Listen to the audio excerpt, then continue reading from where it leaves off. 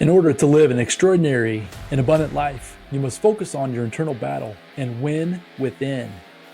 My name is Randy Wilson, and welcome to the Rich Mind Podcast.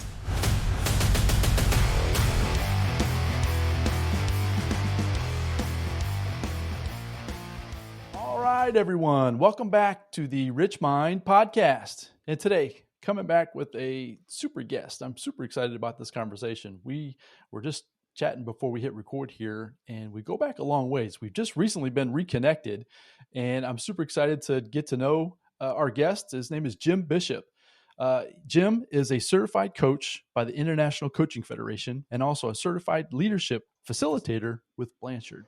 In the October 2023 edition of LA Weekly, he was named the top 10 leadership coaches to watch in 2024. He's the founder of Conjunction Leadership, where he helps midlife executives do more leading and less reacting as they create more good in the world. He's a family man of a wonderful wife and 5 awesome kids. He's a fellow Hoosier, lives up in Pendleton, Indiana.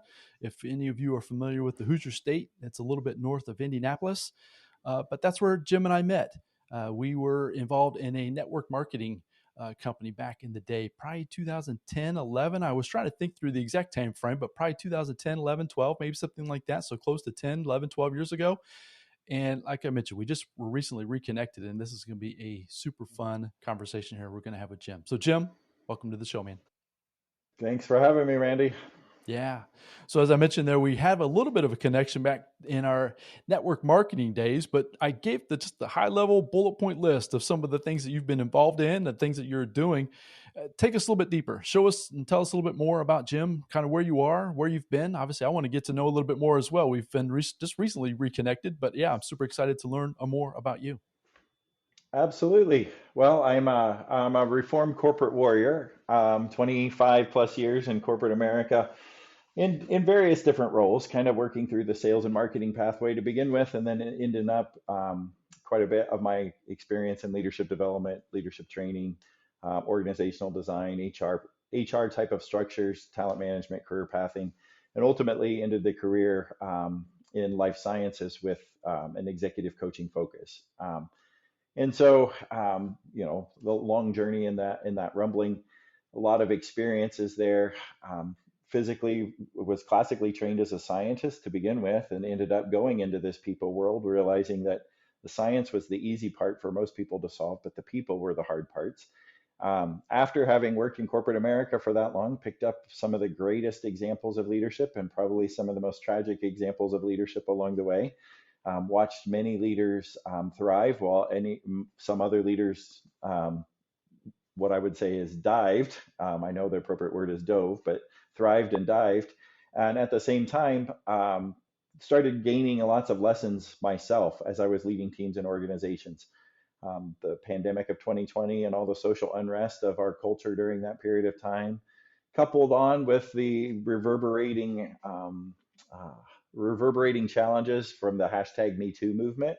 All of those things were kind of surrounding the leaders at the time, if you would take us back to that. And I could just see that there was a seismic shift coming from what employees expected in their workplaces, and leaders were horribly prepared to deal with it. So in the pandemic of 2020, when I had 2 kids getting ready to launch to college and all the world was upside down, I decided it was time to bring this leadership to a different level and pivot out and started Conjunction Leadership at that time. So we've been operating for now 4 years. We've built many different types of services. Today, we have the opportunity to work with primarily executives who sit at the top of their pyramid. That may be in large organizations or as the founder entrepreneur of a smaller organization. We have the opportunity to help them scale and grow through their leadership and their teams. And we do a lot of what I would call culture mapping on the side of that as well. So that's where the practice is today. And I can't wait to dive a little bit deeper. In my background, I was a retail manager. So I was in charge and leading small teams, right? We'd have anywhere from 50 or so people in the building at any given time, right? Different parts, different organizations of the store. And so leadership, the topic of leadership, it was something that I studied a lot. I don't study it as much as I used to. Obviously, I try to incorporate a lot of the things that I learned, but I'm excited to dive in a little bit deeper into that subject and how you've taken that idea and that concept, right, and then launched it out into this venture called Conjunction Leadership, where you're helping executives do better, right, for their communities, for their businesses, but then also for their families and then for themselves.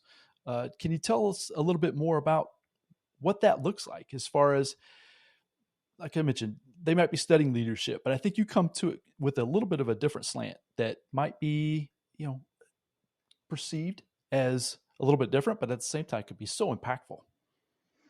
Yeah, well, certainly I think I have to describe kind of my why first, and then back into the what. So, after having worked in many different organizational structures for a while, the one thing that I could clearly say is the flame started to go out, both in employees and leaders, over a certain period of time. And candidly, work started sucking the life out of way too many people for way too long. And I think most people have had that experience at some point in their journey. You could look back and say, what's the cause and what's the answer to that problem? But in reality is I have to believe that we were put into our work to actually give us the training ground to make our culture and society a better place to be, right? So I look at our work as a training and proving ground for us to practice and trial and experiment with a lot of things so that we should be able to serve our families and our communities and continue to grow a hurting world. But when work sucks the life out of us, what happens is anything but that. So we come home and we don't serve our families and we don't serve our communities, and our world doesn't grow into the deepest problems that it currently has. And so we run in a world devoid of leadership. And yet we try to practice leadership in our organizational structures every day. And we supposedly have leadership development programs that help us. We even have college educations that can be centered around it. But really, what that type of leadership is how to run a business, right? How to control and direct, optimize, and plan everything out so that it all works like a fine oiled machine. And that works if we're manufacturing things. That doesn't work if we're putting people into an organizational structure who are flawed and broken, and we expect that organizational structure to work seamlessly. So, um, my purpose is to make sure that work doesn't suck the life out of us anymore. And I also believe that in order to do that, leaders have to go first in that journey. That they have to to become a better human themselves so that life doesn't get sucked out of them, and then they can model and clear the way for other people to follow behind that. And so my main focus is to work with those individuals who are responsible for larger systems or structures to help them see the humanity in themselves, so that they can also then see humanity in other people. And we can adapt our corporate structures to being more human and adaptable rather than optimized, structured, planned, and controlled all the time. So it's more of a personal development journey for that leader, I would assume. Is that, I mean, in just a very small nutshell, is that what I'm hearing? It's more of a discovery from within themselves of how they are, how they're acting, being in their environment. Obviously, that impact Yeah, they have on their individuals and their people they're working with. absolutely. I mean, you know this better than most, but in the entrepreneurial journey, business growth is first personal growth, right? And it's very direct. The faster, the more that I tap into myself and I show up differently, my business grows because I do things differently, right? In the larger, more corporate, maybe siloed and hierarchical type of organizations, it's less of a quid pro quo, but it's still there. The more that the leader works on themselves, the more the business will grow as well.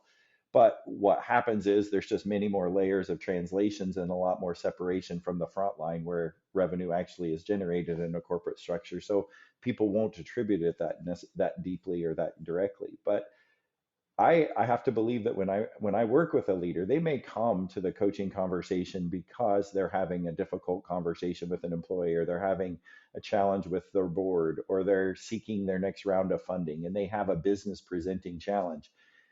And that we'll work on that for a little while. We'll coach the what. But eventually what happens is when a pattern starts to emerge and they see that this same difficulty exists with another employer, the same problem exists with another board member, or we're going through the next round of funding and we're facing the same challenge, eventually it truncates back to what is the common problem.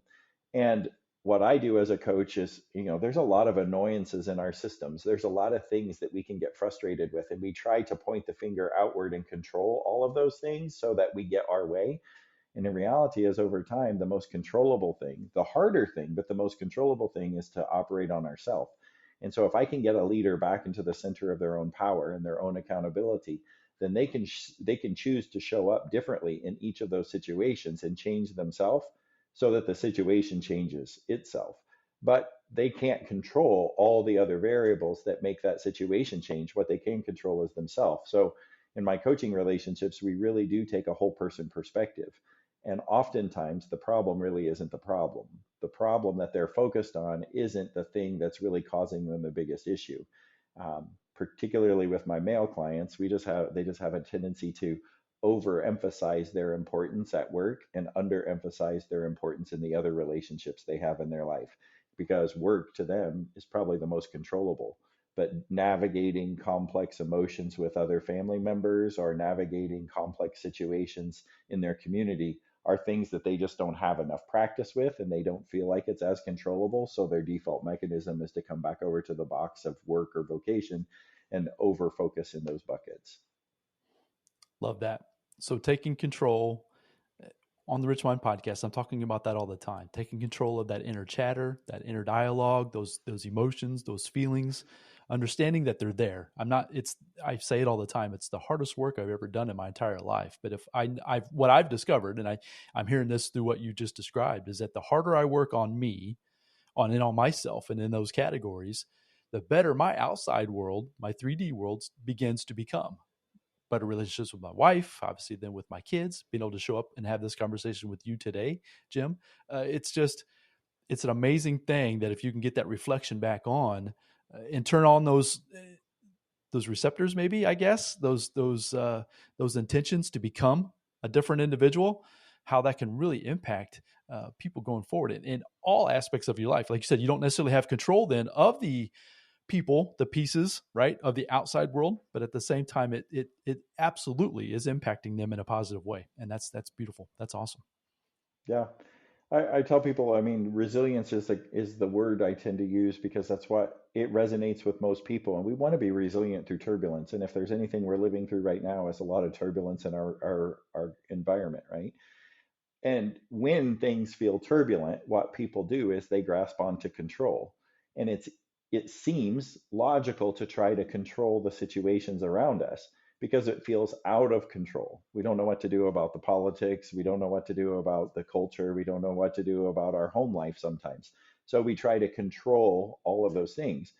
And in reality is the reason that we do that is because we feel out of control ourselves, not the situation, but ourself. I don't often have an understanding or a groundedness in who I am as a person, what my more existential purpose might be. We don't have an understanding of the emotions that I'm currently experiencing. We don't really even understand some of the experiences that we've been through in our life because we've either just dismissed them as good or bad, not necessarily relative to my overall development. And so if we can tap into that, if I help leaders tap into who am I and what am I here for? What has my experience been? What has informed my perspective? What is giving me the confidence that I can invest and count on myself, that I am worthy of of what I do. I don't have to strive to try to earn that anymore. What happens is that feeling of control comes back and my center of resilience starts exponentially growing. And I can survive the turbulence, not because I've reached out to gain control, but because I've rooted down to gain control. And if we root down into our core of who we are as a person and we do the thing that only we can do better than most, then we tend to get along a lot better in this world. We don't look at other people as competition. We don't look at other people as trying to take us down. We're not as hijacked by all the turbulence going on, and we can just focus on the thing that we do better than most.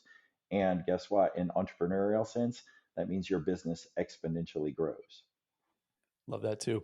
Love that too. I told you that's why I was so excited about this conversation. I totally align with everything you just said. So let's a little bit of a curveball. We're talking about leadership, which is fantastic. Let's go a little bit more down the entrepreneurial journey aspect of as I mentioned, we met when we were early in our entrepreneurial journey, right? Trying to figure out business, trying to figure out sales, trying to figure out becoming more, right? All the personal development things, which has led us then to where we are today, where you're 4 years into now this successful leadership consulting and coaching business, right? I'm obviously trying to launch the podcast and doing different things on my own as well. So, what I love to do on the podcast is to kind of reach a hand back and offer the folks that are listening some wisdom, some nuggets of wisdom of kind of the journey. Where have you been? How you were able to get through that to having the confidence to really step into, like you said, who you are, who you really are. I think in our little dialogue back and forth last week when we were reconnecting, you were saying life is better than it's ever been. And that's fantastic, right? So if people are looking for something like that, they know that it's out there. They know that they can find it, but they're just not sure where to even begin. Do you have any, can you go back to that, maybe 10, 12 years ago when you were starting to branch out and trying to figure out your own entrepreneurial journey and how you've gotten to where you are today?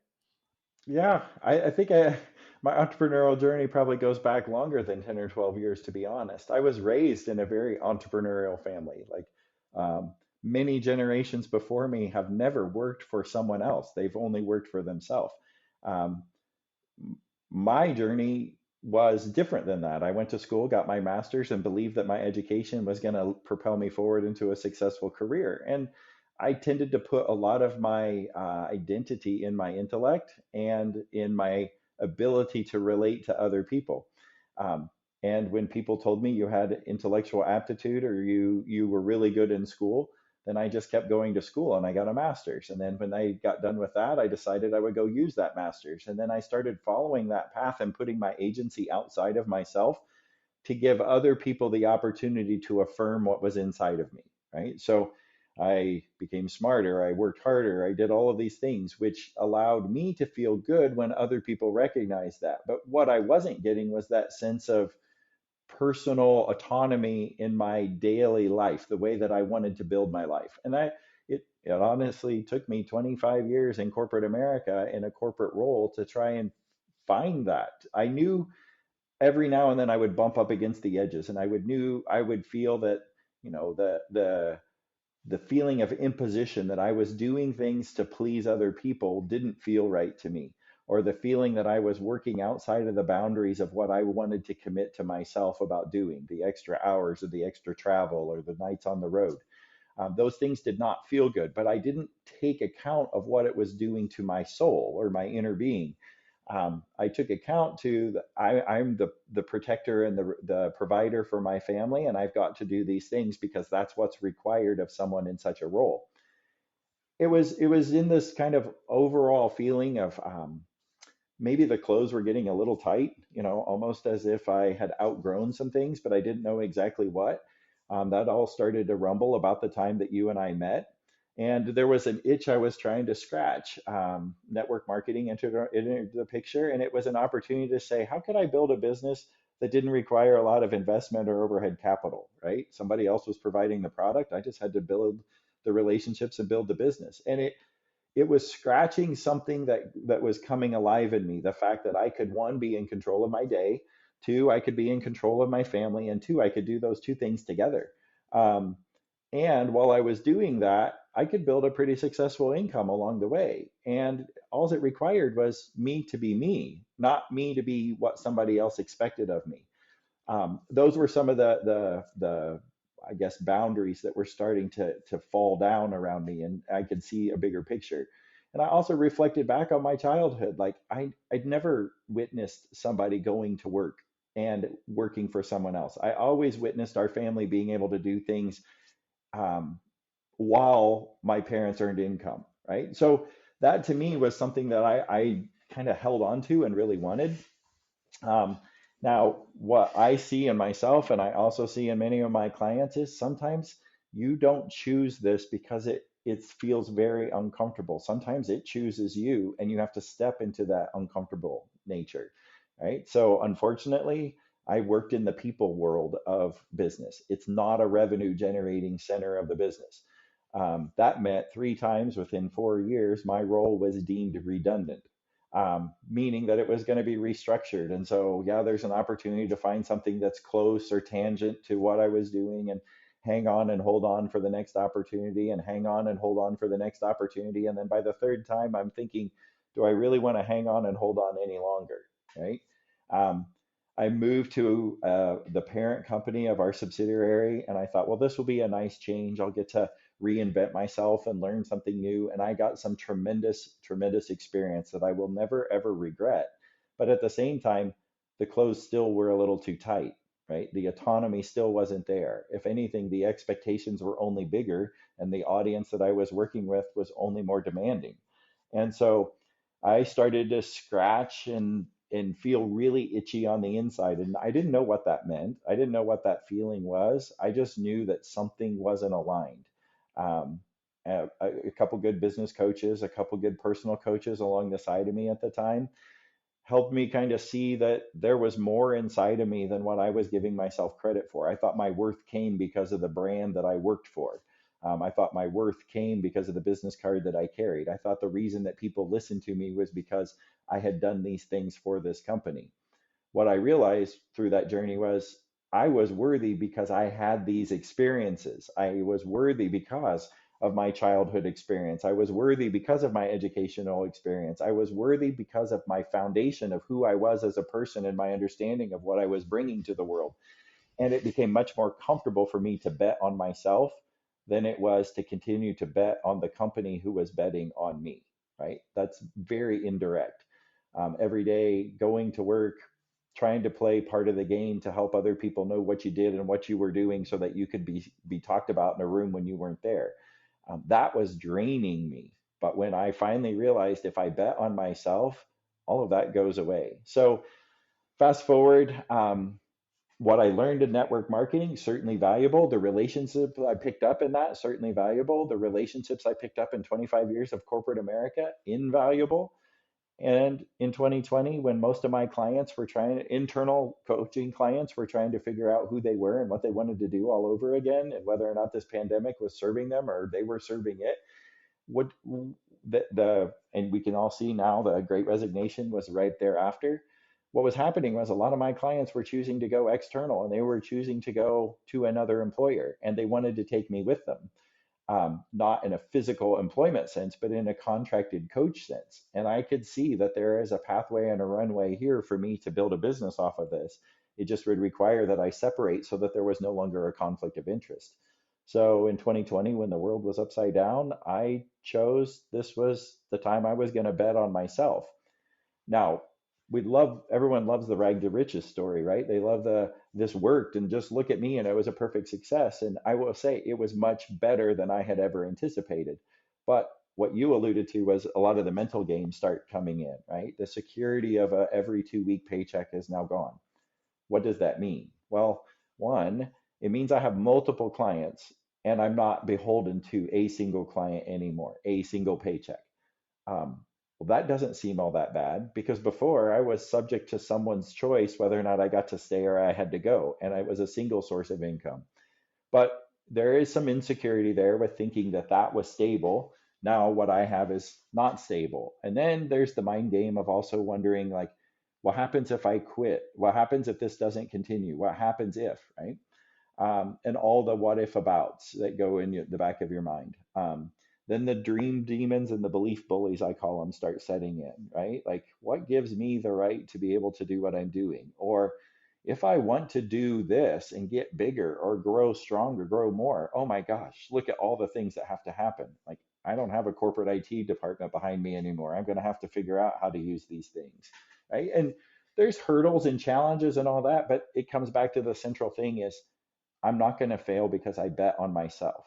I'm not betting on anything else in this journey. I'm betting on the fact that I am worthy of what I have. And I have a, a queer oddity about me is that I think harder and longer about this stuff called people and leadership than most people ever will. Like, if I have the chance to pick up a podcast or a book, I'm going to pick up one that has to deal with something in social psychology or organizational dynamics. Um, if I get stuck in a situation and I can't decide how to move forward, it's because I can't resolve in my own mind what's wrong with this people aspect. It's not the production aspect. It's why do we have disharmony or disunion amongst the group? And then I realized that what I thought made me weird is actually what makes me better. I stepped into that and said, I'm just going to do what only I can do that makes me weird and better at the same time. So there's a lot of lessons there, but I think if there's one message that comes across to anyone listening to this that's either in the entrepreneurial space today or that is thinking about entering the entrepreneurial space is what is it that only you can do that makes you worthy and that you just bet on yourself more than you bet on anything else? And step into it, having the courage. So that discovery phase, I just want to dig a little bit deeper. You shared that was a ton of wisdom right there. So folks, if I would rewind that and listen to that over and over and over. That was super powerful because I could relate a lot of that story with myself when I was in the corporate world as well and trying to figure all that out. But so one question I have for you, because I've got my answer, I'm curious what yours is that when you're through that discovery phase, and as you mentioned, it was just the burnout, right? You just didn't want to do it anymore. And that's kind of how I was as well. Did you Was there a practice? Was there anything that you did to try to flesh out some of these thoughts, some of these ideas? Did you seek wisdom from physical people? Did you go learn from virtual people? Does that make any sense? I'm a big advocate of journaling. I love getting my ideas out on paper so that way I can see them and it's almost like they become real. Is there anything like that you did that when you discovered that it's like, okay, I've got to bet on myself, but it was a little fuzzy maybe as far as like what the process. Did you do anything to kind of get some clarity there? I did, and at the risk of sounding like a shameless plug, I put it into an ebook that people can download. I just call it Mastering Midlife Leadership. There are 9 different things, 9 different practices or power moves that I included in that ebook for people who are kind of in this space. And some of it is it's not necessarily just about journaling. A lot of it is about like taking account into your emotions, particularly for dudes, right? We're not all that fluent in what is going on that's not in our head. um, and the two emotions that most men are allowed to feel are either lust or anger, and those are the ones that people will attribute with the male attribute, but there's a whole lot more that go on in the male psyche, but we just don't know the language. So in that whole process of trying to figure it out, when I was describing I felt itchy, I really had to start naming the emotion, because if I didn't, it's controlling me anyway. um, if I felt shame because I was doing something, it's going to control me. If I felt joy, it's going to control me, right? And then once I learned to use my emotions as my beacons and my guides, it was much easier for me to control them than for them to be controlling me. So that's really one of them. The practice of stillness and slowing down and creating space is another huge one, right? Because I had become overly addictive to the dopamine hits or the thrill of the kill, if you will, sending the email, answering the message, proving to my boss or my superiors that I was worthy. Those things gave me quick hits of dopamine, but really what my brain craved was serotonin, the feeling of being relaxed, the feeling of being peaceful, the feeling of being in control. I had to find ways to get my neuroscience to match with what I desired, and that meant coming to myself in a way that created space in the daily schedule and the daily routines.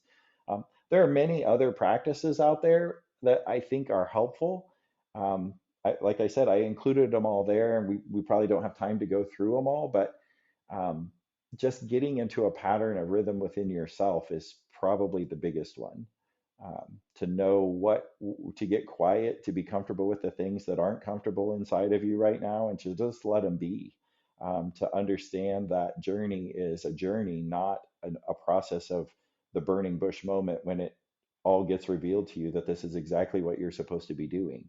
Um, I think the one of the best feelings was when I could look backwards and say, everything that has happened up to this point has been purposeful and needed for me to be where I'm at this point, even if it was some of those what I call shit pie moments.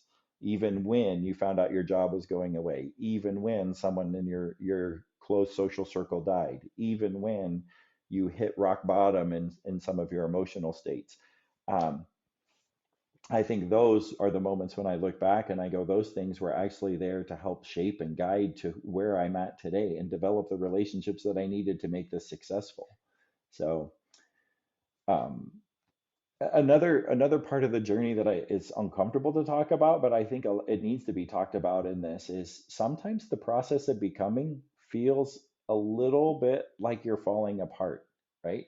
The process of getting to where you need to be, there's a piece of you that has to die. And when that piece of you has to die or that identity needs to be stripped, we can often misattribute that to depression or anxiety, or we can misattribute that to a clinical diagnosis because that makes us feel as if it's justified. And I'm not saying that there aren't those situations that occur, that there are certainly neuroscience for people that create clinical states. I also think it's for a lot of people not being attuned to what this soul speak is. And when something is rising up inside of you that is so important that it has had to get out, like maybe you've suppressed it for a very long time and you keep shoving it back down, but it will make itself present. When there is a tension between the inside and the outside, and I just call that integrity, you're not truly living to who you know you should be, or who you know you could be. When that is happening, a lot of guys particularly get into this state of saying, I don't know, I think I'm going crazy. And it is almost as if they have too many browser tabs open and their CPU processing speed just keeps draining. And they're sitting there going, gosh, I feel tired. I feel lethargic. I just don't even want to try. And they go back to saying, do I have a clinical diagnosis of low testosterone or anxiety or depression? And when they do, they seek more medical interventions rather than maybe a more ethereal, spiritual, inner awakening type of intervention. And sometimes they need both. But in many times, what we need is just a guide or a coach or somebody who has been there and can say, this is a normalized state of being, and what is coming next is far greater than what you're leaving behind. Like, let's just start stepping into some of those processes of deconstructing or disrupting what you already know so that we can bridge to where you want to be and so that you can grow to become what you want to become. But if we want the growth stage, we first have to be comfortable with the disruption stage. Love it. So that takes you directly. That was a perfect lead into your process, right? Let's talk about that a little bit. Your process of disrupt, bridge, and then grow. So when you're talking with executive level leaders and they're maybe a little bit of pushback, right? There's like this is maybe new to them. Maybe they're not as engaged with their emotions, with their thoughts, with their feelings, and that type of thing. How is there like a like almost like a normal thing you see? Is there something like a pattern that you see from levels that have made it that far? Maybe they are all about the accolades with the title, right? With all of the stuff that's going on, all the noise that's going on. Is there a pattern that you see that with your process of the disrupt, bridge, and grow that you've seen that really can impact people? Sure.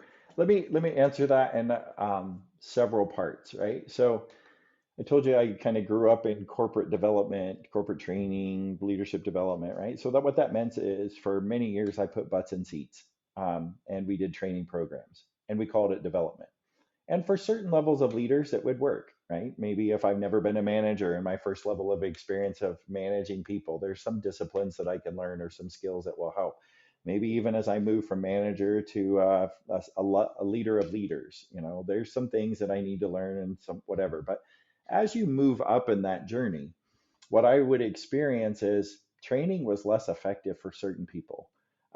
For the people who had enough experience, they did not need more skill. What they needed was to verbalize the skill that they already have and repurpose it so that they could create other leaders behind them. They needed a way to translate their leadership, if you will. What I recognized through that was training isn't needed for the certain people, but coaching is.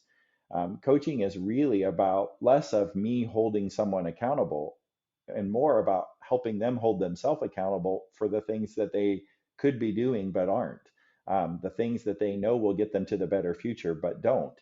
And so a large part of that coaching journey is to help them shed some of the previous identity of whatever level or whatever role or whatever person they used to be so that they can get to where they want to be. And that's why the disruptive stage is so important in the coaching journey is we're really pushing into a place where people haven't gone before but know they want to.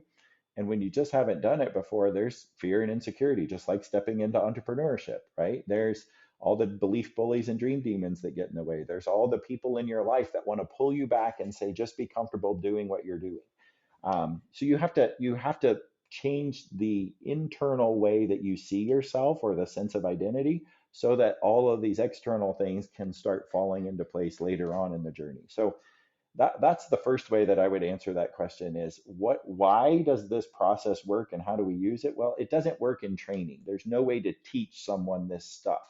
It works in coaching because I can help you get understanding of what is making you uncomfortable today and what are the beliefs and the truths that you've come to assume as gospel truth in your life today because of your experience that may not be serving you as you move through this next experience. Um, for example, if we think the world is flat, we're not going to travel very far, right? So we probably need to disrupt the belief that the world is flat. Um, there are a lot of leaders who grow up with beliefs that people can't be trusted. Like, and if you have that belief because of all of your experience in the past of where your trust has been violated, you will lead very differently going into the future. You will lead with much more control and process around you, and that will restrict the autonomy and freedom that most cultures need to thrive.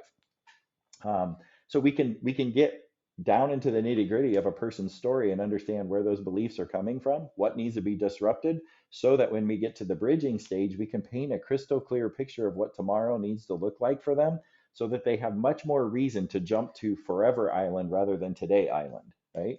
And when they get there, then the next stage of it is growth. And in the coaching journey, what that really means is they come back to me in each session with their accountability. Like, this is what I want to work on. This is what I want to deal. This is where I'm going. This is the support I'm going to need.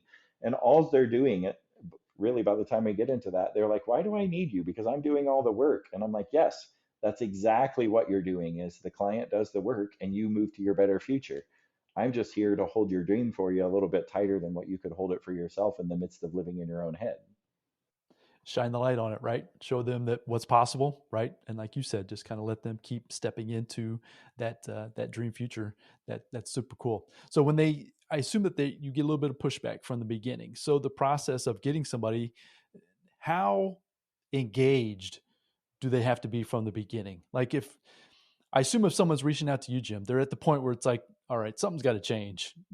I don't know what it is. All of, this group isn't doing what they need to do. Obviously, sales might be down, right? The engagement level. How engaged does somebody have to be to really see the process that you're bringing to them, to really see that take off and to find their dream future?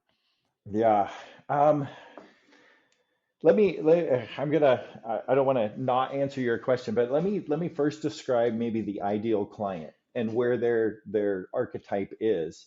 And then we'll answer the engagement question, like how engaged do they need to be? Because the archetype will help answer that a little bit. But the person that I tend to work with tends to be a midlife male executive. I mentioned they sit at the top of the pyramid. Most of the people who find me happen to be men. I think just my lived experience and getting to share my story a little bit, they see that. Um, Generally, somewhere about the age of 37, between there and maybe 55, 56 is where most of my clients tend to reside in the continuum of life. And something transitional happens at that point in their life, right? So they've worked really hard, they've hustled for everything they've gotten, they set their goals and ambitions early in life, and they set singular focus on getting them. And they did all the things that many people at those stages of life have done. So they went to a good school, they got good grades, they got a degree, they got the diploma, they got the job, they got the mortgage, they got the spouse, they had the kids, they bought the cars, they got the house, and so therefore there is a track record of all the trappings of success. Right? Everyone on the outside looks at them and says, man, you have an amazing life. I want to be you, right? And so they know what got them there. They know all of this work and effort and planning and controlling and the ability to work to prioritize and multitask. It got them to what they wanted, and it's generally worked for them. And now, somewhere between that 37 and 55 mark, what happens is my responsibilities have continued to increase. My kids are getting older. I now see the emotional demands are there. There may be some shifts where a few of them are starting to leave the house. My emotional capacity with my spouse is much different than it used to be. Like we haven't related for so long because what we're doing is just managing the household. I've increased in my my vocational responsibility as well. I have more people or more responsibility in the office. I have a bigger title. There's more demands on my time. And there's also this calling that what's going to happen when I'm gone? Like my time is finite. I don't have as much discretionary time as I used to. Yeah, I bought the boat, but it sits in the garage because I never have time to use it anymore. And all these things that I have started to own me more than me owning them. And there's this rising up inside of my most of my dudes at this time where they're starting to wonder, like, is this all there is? But now I feel very guilty about asking, is this all there is? Because I have so much. And I can't, I feel like I'm trapped because I can't let too many people know that I'm still searching for more when I have a lot, because it seems like I'm ungrateful for what's worked. And then if I want more or I want something different, I have to also be in out of congruence with who I am as a person and go, I don't want what I got anymore. I don't want to work the way that I've worked anymore. And that feels like I'm losing part of my identity because everybody knows that I hustle and I grind and I can outwit and outplay and outsmart everyone. And if I have less discretionary time to do all of that and I don't know that I want to do it anymore and I feel like I'm losing, what's going to happen is I play not to lose. I no longer play to win. So, all of that said, how engaged does a client have to be? Well, when they find me, candidly, they're not all that engaged because they're playing not to lose. They feel like I'm not who I used to be. My virility or my power or my chutzpah or my mojo, they'll use all different words. It's not what it used to be. I don't enjoy getting up as much as I used to be. I don't find satisfaction in the things that I used to. And they don't know how to describe that. And candidly, I'm usually not the first person they called, right? And I'm not the first person that has noticed. Generally, someone in their environment has finally said to them, "What's going on, Randy? You're not who you used to be." When someone sees that about them, they're like, "Uh-oh, I've been found out. Everything that I thought I was hiding is no longer hidden. And now what's going to happen? Like, am I going to lose my job? Am I going to lose my reputation? Am I going to lose my family?" Like, and they start getting all inflamed about some of those things. So honestly, when they find me, they're engaged in the process of knowing something is not right. They are not engaged in the process of growth yet. All they know is what's been working for me is no longer working, and I better do something. Um, I wish everybody who was experiencing that realized this is a normal thing and I can get through it. Unfortunately, I don't think there are very many people who are courageous enough to actually say this is a solvable issue. I think a lot of people just shut up and put up and hope for retirement so that they have enough discretionary time that they can at least re-energize their battery when they're 60. Um, they dream about going on vacation or they dream about living on the beach. They don't dream about giving themselves autonomy back in their day.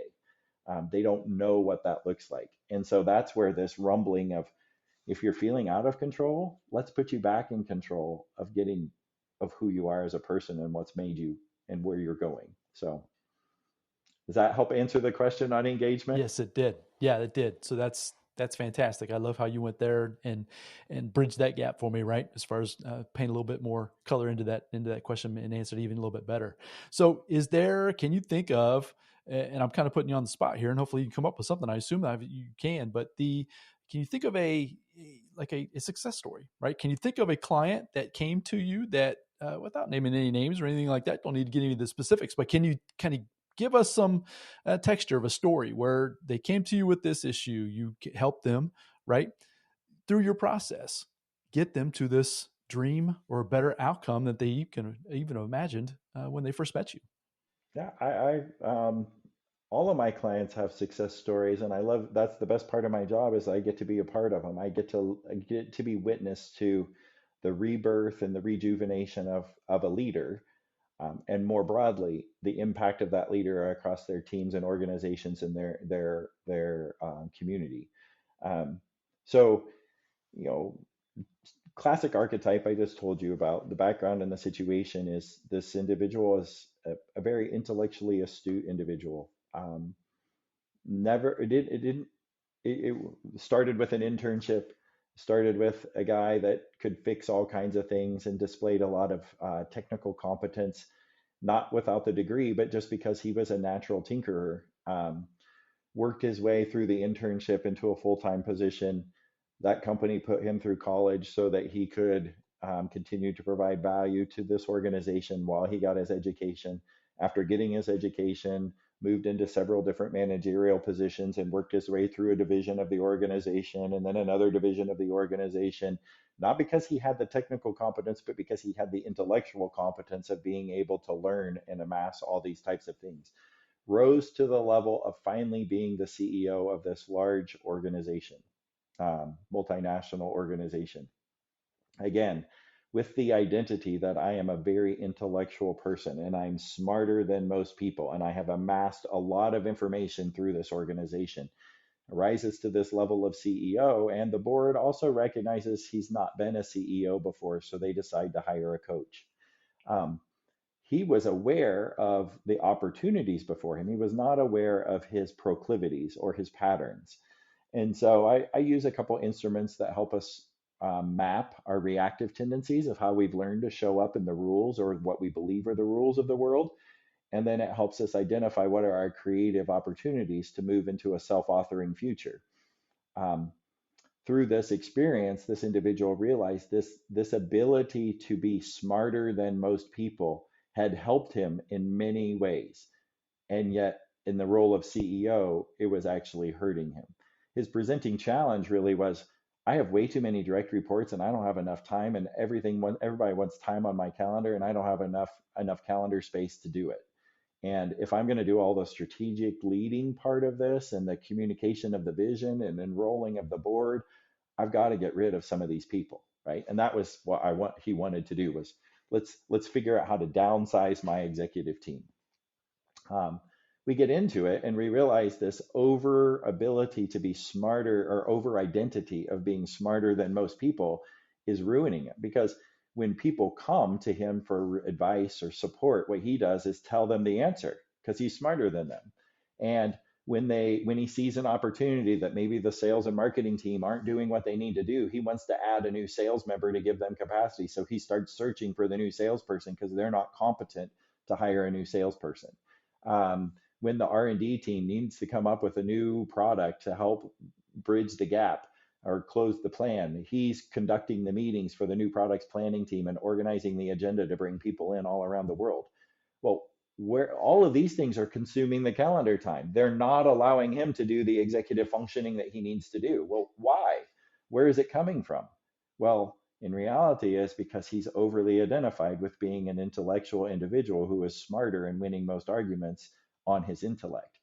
And he had to shed part of that identity and realize that I don't want to be smarter than anyone anymore. And if I do shed that identity, look at all the opportunities I have to do the executive functioning of what I've been hired to do. If I don't shed that identity, the board is probably not going to be very happy that they put me in this role anymore, because I don't have a following anymore. People aren't responding to me. And I'm always trying to win arguments, not bridge the gaps. Right. And so over the course of time, it's the old person still rises up, but my job is just to reflect what's the better future you're trying to go towards, and how do we keep moving towards that future in a self-authoring way? What do we have to give up? What do we have to pick up? And where do we get to go? And so the success story here is the board is phenomenally pleased. The business is growing better than it's ever grown. It's not without its own pain. And as you alluded to, it's the hardest journey to work on yourself. So the pain is internal, but it's almost the pain of working out where your muscles are sore, but you know you're getting stronger. So Love that. Appreciate you sharing that story. That was a great story. So as we start to bring this in for a landing, Jim, I want to open up the floor. Is there any other nugget of wisdom, something that you're seeing kind of in today's environment, right, with the landscape of executives or anything like that, that you're just, like I said, a nugget of wisdom that you want to just put on somebody's ear today that's listening to us? And then tell us a little bit more about that ebook you mentioned about earlier, and then anywhere else that people can find and connect with you a little bit more moving forward. yeah, I think the message that I would leave for most leaders at this point is, if you haven't recognized the need for change, it will find you. And what I mean by that is those opportunities that feel like bumps in the road, they usually come in things like a downsizing or a death of a loved one, or it might even be in a situation where you've got a diagnosis of a disease, and you're not sure what that is. Those are moments in time when you've been given the opportunity to pause, forcefully, but the opportunity to pause. And in those moments of pausing are your opportunities to redirect. Um, if you're given those opportunities, or on the more proactive sense, if you choose to take those opportunities before the negative consequences come, you have the chance to say, where am I going in this world? What do I want to do? And those come very rarely. So treat them gingerly. But what tends to happen is we're so busy reacting to the world around us that we don't really get to create the future that we want to have. And I can identify that. My corporate world, I was reacting to all the things that I thought people wanted me to do, or the things that I thought I should do based upon what successful people in this role have done, or what a good father would be doing, or a perfect husband might be doing.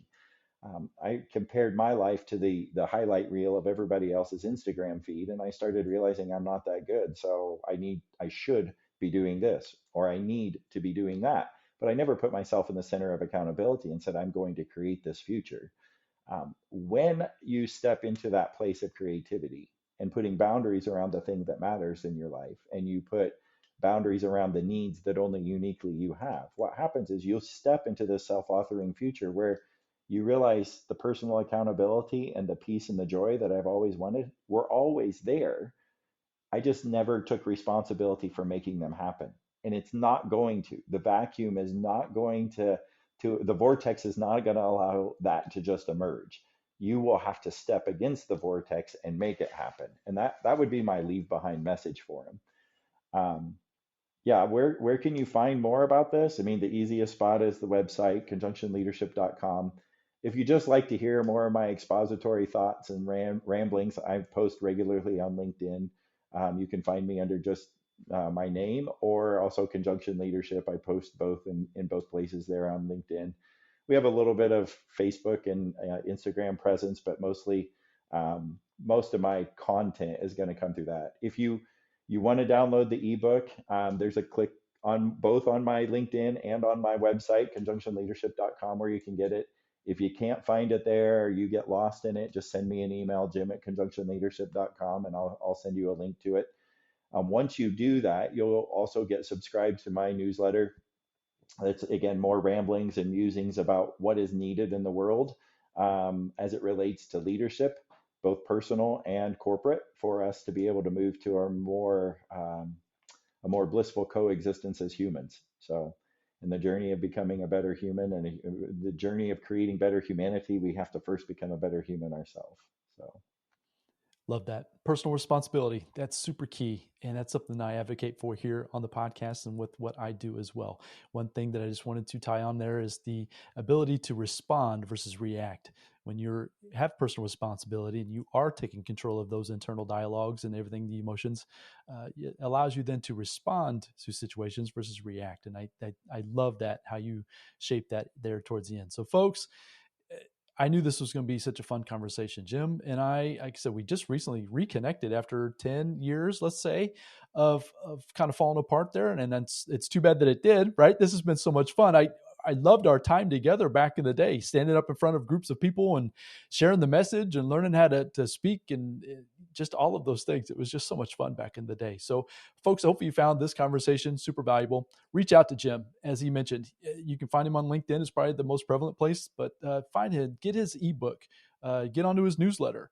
Start learning from a man that's been down this travels, and obviously with the entrepreneurial journey, and then now he's leading executive teams and just really helping people bridge the gap from this life that might seem mundane and not really enjoyable at all, and then really trying to bridge that gap into a life that is really fantastic and fun. So Jim, man, I appreciate you taking the time. This has been a great conversation. I appreciate your hosting me, Randy.